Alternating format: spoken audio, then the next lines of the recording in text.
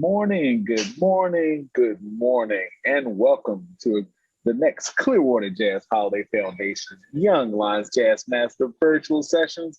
I am your guest host, Michael Kernodle, and guess what? You are in for a treat today. Why? Because we have none other than the master educator, awesome musician, trombonist, Tyler Wertman, and his topic today is using triplet subdivision. That's right. We know how important triplets are when we're playing this thing we call jazz. You know, before we get into this awesome session, I want to remind you, if you have any questions, just go into that chat feature, type it out. We love questions. We love interaction. We'll set some time out to the side to answer any questions that you may have. This wouldn't be possible without our wonderful sponsors.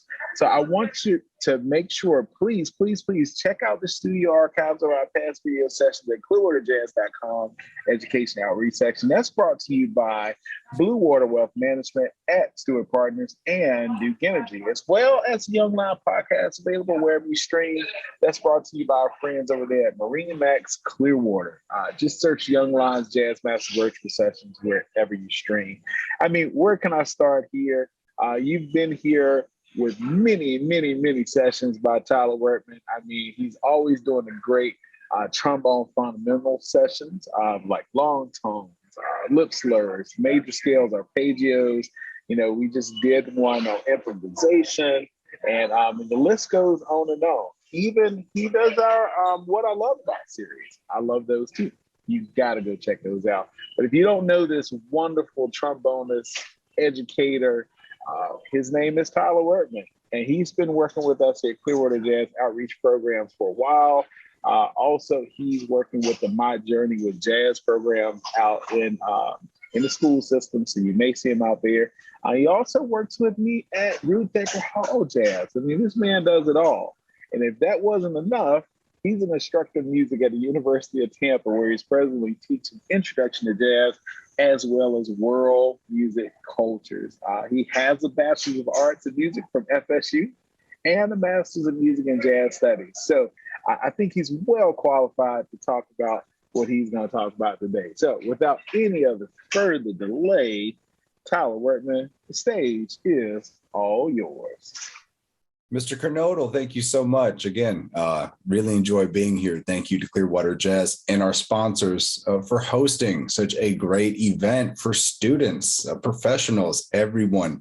Okay, we can all learn from each of these lessons. Okay, and so like you said, today is no different. We're going to be talking about triplets in jazz, but not just triplets, but how to practice triplet subdivision, right? You often hear maybe a band director or a music director say, okay, guys, here's the swing section. So now we need to subdivide triplets. Okay, 1, 2, 3, 4, play. And they expect the music to, well, have swing. But what does that mean?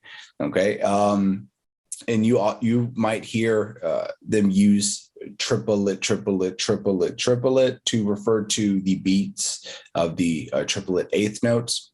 Okay, and by using a phrase, it will help you internalize this rhythm. And I do recommend finding some phrase, whether it's just saying, triplet, or maybe ooh da la.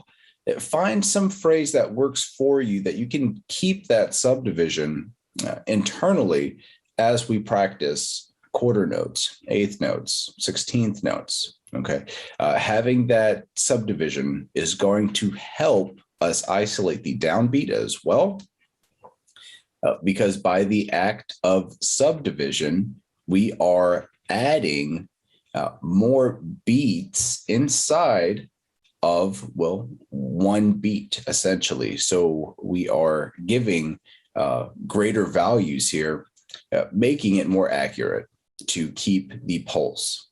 Okay, so obviously subdividing triplets is great, but subdividing sixteenths might be a little bit better for maybe a slower piece. Okay, and et cetera. Whatever your tempo is, you might need to vary your subdivision. For instance, if it's very, very up tempo, you're playing some bebop heads, okay, something like that. Well, you might want to subdivide just eighth notes or quarter notes, or if it's really, really fast, just the downbeat of one. Okay, again, each of these subdivisions are going to help you internalize these rhythms, this time, okay, essentially making your time more accurate. And that's what subdivision does. And I believe every musician, especially young musician, needs to practice subdivision, not just subdivide when they play sometimes, but have this active act of subdividing when you're reading music, sight reading, okay, when you're practicing warming up, if you're playing a solo, okay, an improvised solo. You guys, in each of these circumstances, we need good time. We need to practice good time. So we need to practice subdivision. Now with triplets, like I said, there are three, eighth notes, okay, that are bracketed off in a triplet manner. So we have three equal beats within one beat unit. Okay, so 1, 2, 3, 4, 1, 2, 3, 1, 2, 3, 1, 2, 3, 1, 2, 3, 1. So each one of those beats were equally divided, and it helped me essentially keep that downbeat on every time on the downbeat of one, because instead of just thinking 1, 2, 3, 4, and that was a little bit more inaccurate, okay, because I gave myself, more space and more room for error, essentially. Okay, so subdivision is very important. Now, I would recommend, guys, when we are practicing, we are always practicing with a metronome, right? Most of us have cell phones here. And if not, they make metronomes and tuners that have metronomes on them, right? But with your phone or device, okay, I would definitely recommend every time you warm up to play with the metronome, and not to play with a click either. That's what I hear a lot of students using, is a downbeat of one click, for instance, maybe accented 1 and 3. But for me, I keep my clicks all equal, all uniform, all sounding the same. And I choose where my downbeat of 1 is. And it makes it a little bit more usable, okay? Because if we just get done or something and we're getting back to it, we could just count ourselves off in that time and not have to wait, okay, that downbeat click, now that's 1. All right, I find that a little annoying and tedious. Okay, so by keeping all of the beats uniform, instead of having an accent on 1,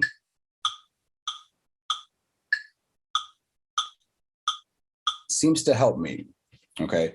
Now, again, that was a bit quick for my warm-ups, but for instance, we had our discussions on warm-ups. We should each have our own regimen. And let's say I've practiced my long tones. I've practiced my tonguing. I've practiced my lip slurs. And now I'm on to, maybe scales. Let's say scales here. So I would, for me, in my practice regimen, I try to play my major scale.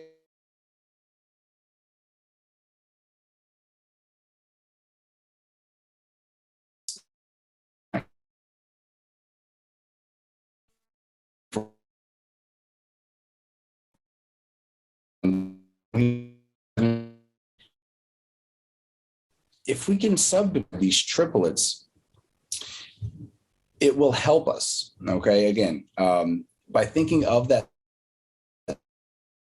note as the third triplet, that will allow the swing to actually happen when reading some rhythms as well. Okay, but there are great advantages to subdividing. Okay, so first I'll sort of demonstrate maybe playing triplets on just a major scale, for instance.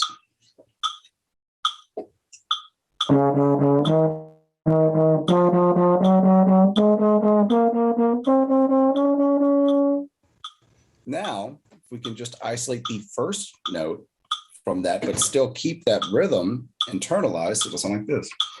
I'm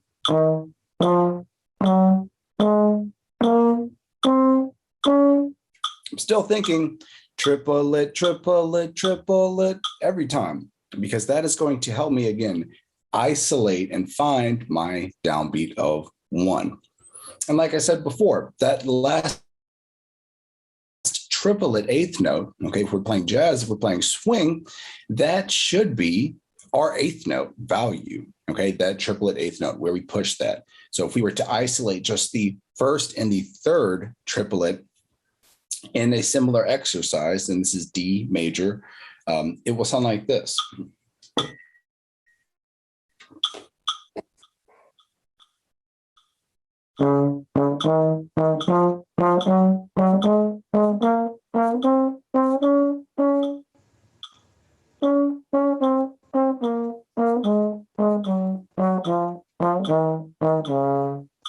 And again, triplet, triplet, triplet, triplet. Okay, that is what I'm trying to isolate and not play that second triplet value. Okay, again, maybe test yourself even harder. Maybe only play that last triplet value. And 1, 2, ready, and.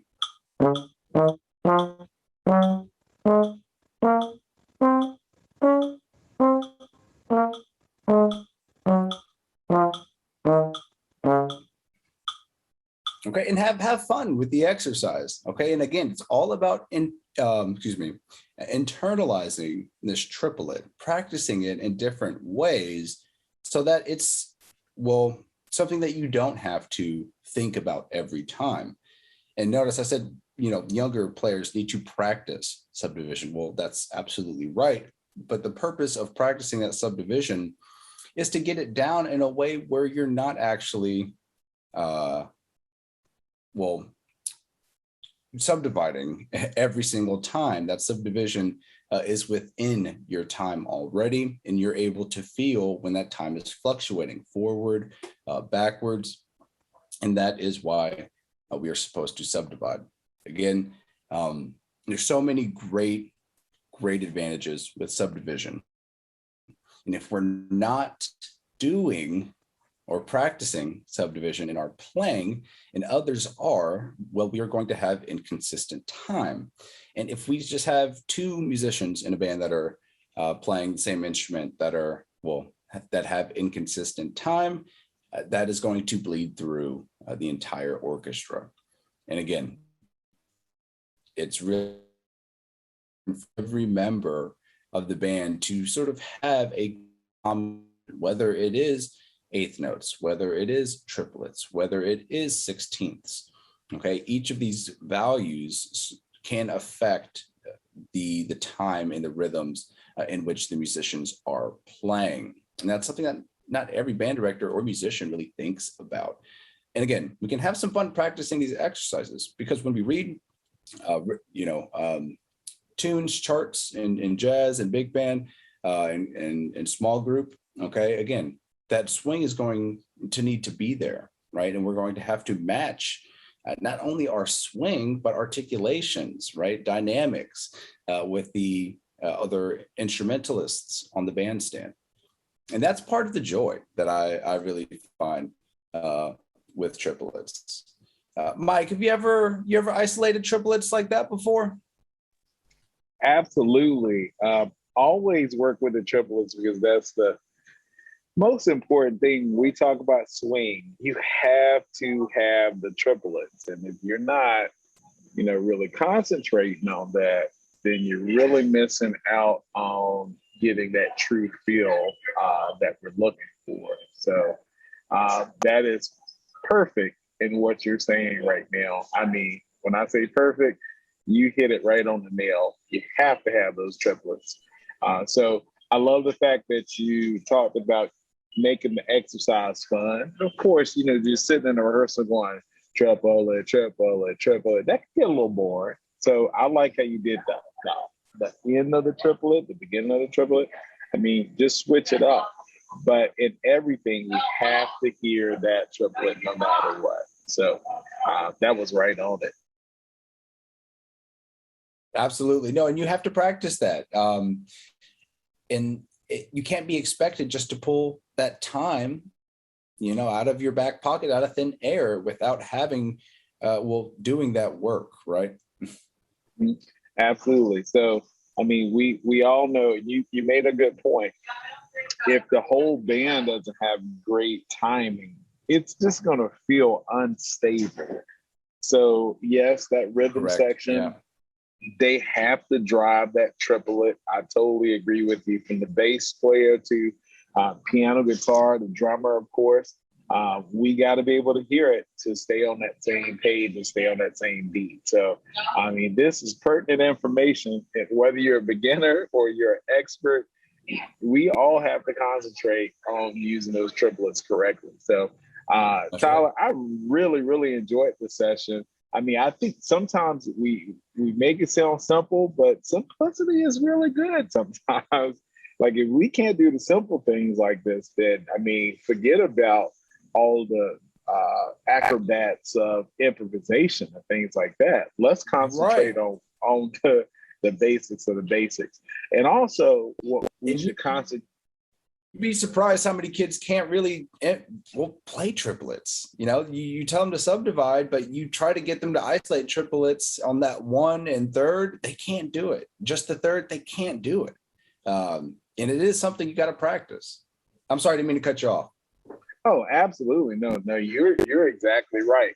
And I also want to recommend that everyone go out there and tell not just about triplets, but the great things you're hearing right here at Clearwater Jazz Holiday Young Lions Jazz Virtual Sessions. I mean, where can you find great instructional information content for free from master educators, people that's out there on the stage that's actually playing the music? Well, you can find it right here. Go to our website, www.clearwaterjazz.com/education, and just check out those archives. And we also want to hear some feedback from you. We love to hear back, whether you have a topic you want to suggest, or you want to just tell us how well Tyler Wertman is doing. We want to hear that too. So email us at info@clearwaterjazz.com. We would love to hear from you.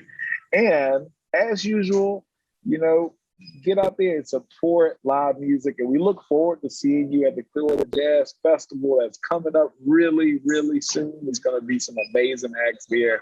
I'm your guest host, Michael Knodel, and we have Tyler Wertman here, your educator for today. And until next time, keep it swinging.